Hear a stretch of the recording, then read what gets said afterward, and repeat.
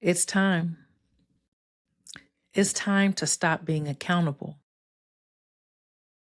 It's time to stop being accountable. What does accountable mean to you? When I hear the word, I'm thinking pressure. I'm thinking a task assigned. I'm thinking bare minimum. When you hear the word accountability, what do you hear when you hear that? That's what I want to speak with you all today about. No longer are we going to be accountable. It's time to take ownership. That is what we need. Hello, everyone. Welcome back to another episode of the KimUnity Soulutions podcast, the only podcast that's inspiring humanity and leadership within and beyond the workplace. It is so good to be with you all for another week. I hope you all are off to an amazing start. I am your host, Kim the SME. As always, I am only speaking from my experiences. Let's get into it. There's accountability and then there's ownership. And like I said, when I hear the word accountability, this is something that caught my attention because that's a word that's being thrown out there lately. Be accountable, take action, be responsible, get in group calls, get in accountability calls. And I get it. I understand it. That is great. That is great. I'm on accountability calls as well. But what I realized is that there's a difference between being accountable and taking ownership. And that's something that I've always displayed in the workplace. And you can see the ones who actually display the ownership aspect and mindset over the accountable, because the people who are only performing to be accountable are only checking off that list. There is no going above and beyond. There is no checks and balances. There is no verification. There is no innovation. It is just completing the task. And that's what we need to move away from. And I feel as far as leadership goes, if leadership was to speak to their teams with a different type of expectation, no longer is it you're accountable, as in they're micromanaging or pointing the finger. It is, okay, who is going to take ownership of this? As in, it's yours. It's yours. Just like renting versus owning. My daughter had a car accident not too long ago in my car, and I had to get a rental. And I'm the type of person that I treat everyone's stuff as I treat my own. But I do recall being in a parking lot and not paying attention to how big a speed bump was and went over it, at a much faster pace than I would have in my own car. It wasn't intentional. I may have made the same mistake in my own car. But after I did it, I said, ooh, I wouldn't have done this in my car. And that's not something that I do on a regular. That's not something that was intentional. But I noticed that I was in someone else's car. But if I'm borrowing something from you, I treat it the same way I would treat my own, because I want my stuff returned back the same way that I lent it out. And I try to raise my children the same way. When you borrow somebody's anything, you always bring it back in the same condition or even better. If you're borrowing someone's car, my dad always told me, if you borrow somebody else's car, if they gave it to you on half, you bring it back on full, because you never know when you have to borrow that car again. You always treat someone else's car or someone else's items as you would treat your own, and hopefully you're responsible with your own things. I had this thought, these words came into my mind, and I said, I really believe that ownership is what we need in the workplace and what we need in our households, in our community. treating people as if we would treat our own. And what I did was I went ahead and looked up the definitions because I always want to start with a baseline. So the Merriam-Webster Dictionary defined accountability as an obligation or willingness to accept responsibility or to account for one's own actions.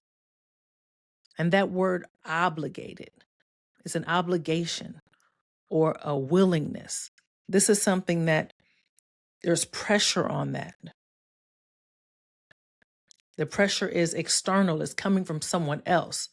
There's rules and regulations that are not my own that are being told to me that I need to do. That's a different kind of feeling than it's my own. Does that make sense to you? Do you agree with that, I should ask? Do you agree with that? Now, if it's ownership, you understand it from the beginning to the end. You know that your name is on it. And I take my name very seriously. When it goes out, when my work goes out, when anything of mine goes out and it's known that it belongs to me, I want it to be right. I want it to be pristine. I want it to be a reflection of who I am. And that is what taking ownership is. You're going to go that extra mile. You're going to stay later, or you may come in earlier, or you'll be more detail oriented. You'll make more phone calls to make sure that your data is correct. You'll be doing more research on the side to make sure that, you know, you're dotting all I's and crossing all T's. Again, accountability is saying an obligation or willingness to accept responsibility. When you own something, you already know it's your responsibility. You have already accepted it. Ownership, the state, relation, or fact of being an owner, a legal right of possession. And then it says, used to express immediate or direct kinship, doing something without the help of another person. To an extent, I agree with that, because you can have ownership and still need help with something. But that's something that you're initiating most of the time. There is a difference between being accountable and taking ownership. There's an energy shift. One is of obligation and the other is empowerment. It's something that you are striving for yourself. You're striving for ownership. You put more into it from the inside out. It's not someone that is over your shoulder telling you what you are responsible for. And I feel that's something that we're lacking in some of our workplaces. Are you taking ownership? Even in our families, are you taking ownership? Are you doing the bare minimum? It's like your teenager saying, "Mom, I cleaned up my room." That's great because they already know they're supposed to clean their room. You're on them all the time about picking their clothes up, washing their clothes, vacuuming, making sure their bed is made. That's taking responsibility. Ownership, I would say, is more about, yes, my room is clean. I also did the dishes. I also vacuumed downstairs, not just my space that I'm in, but I am understanding that this is my home, not just my room. And so, I don't care that you didn't eat dinner. You live here and there's dishes. Or I need you to do anything, take out the trash. If it's something that has to be told to you, that is more of an accountability. Chores. By this time, I expect you to do this. On this day, I expect you to do this. Ownership is someone who is sitting back saying, okay, I need to do this. They are making their own plans to get it done and to get it done right. As I was researching this and really thinking about it, I started making a list of what accountability is and what ownership is. Accountability is more about being assigned something, where ownership is more about being proactive. Let me get ahead of it. Let me make sure all bases are covered. Ownership is more of an investment, knowing that this depends on me. This is my investment. This is what I want to see grow. It's not just a checklist like being accountable is. It's not just meeting a deadline. What about past that? What about beyond that? Ownership is about beyond. Those in leadership roles,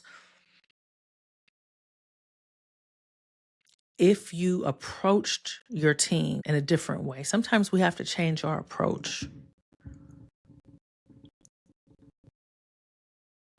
You may be so used to dictating and giving orders, you're not really allowing your team to voice what their concerns are and how they work best and what they need in order to, get the job done as expected or go above and beyond.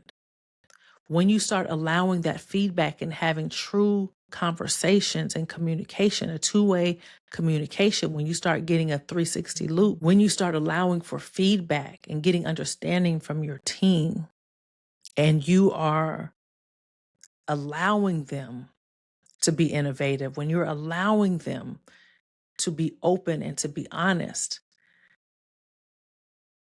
and to share their ideas, that is how ownership starts taking root. But if it's only a do as I say, or being closed-minded to different ideas and different ways of being innovative, then it becomes an accountability role. And you receive less. There's less output from that kind of behavior. Another difference between being accountable and taking ownership is one is an internal motivator. You're motivated from the inside. When the other, again, is an obligation. Where in your life, when you think back, when you're listening to what I'm saying, what comes to mind? What scenario comes to mind? What has happened at work or at home or in your communities where, okay, I'm only being accountable in this area where I can improve? It's all about self-awareness, self-correction. We don't always have to wait for someone else to tell us we're doing something wrong or we can improve in this area. Where do you believe you can improve? Where is it that you can take ownership? It could be in your marriage. It could be in your parental role. Yes, okay, you're responsible for giving your child 3 meals a day. That's being accountable. Picking your child up at 3:45, 4:45. That's being accountable. But how are you taking ownership? What are you instilling in that child? What kind of values are you bringing up in them? What are your expectations? How are you telling them to speak to themselves? What are you pouring into them? Are you being open? Are you listening to their concerns? Are you listening to their dreams, or are you telling them what they're going to major in? Are you telling them, what you expect? At some point, yes, there are expectations. There's definitely expectations. I'm saying all this to say that being accountable is the bare minimum. At what point are you going to elevate? At what point are you going to level up? At what point are you going to claim it? I mentioned earlier that I am on accountability calls that I'm on every morning. I'm not saying at all that accountability is a bad thing, but I'm saying there is better. There is better. But I enjoy my accountability call because there's 3 of us and we are holding each other accountable. It's like it is an external motivator. And it's also good because you get to hear other people's perspective on something. I can throw out an idea and then have other people be like, oh, I know a better way of doing that. Are you open to this? Or I can say, hey, I just completed this, or I need to make this phone call. And someone can say, you should have that automated. It's real simple to just do this, this, and this. That's what I use my accountability calls for.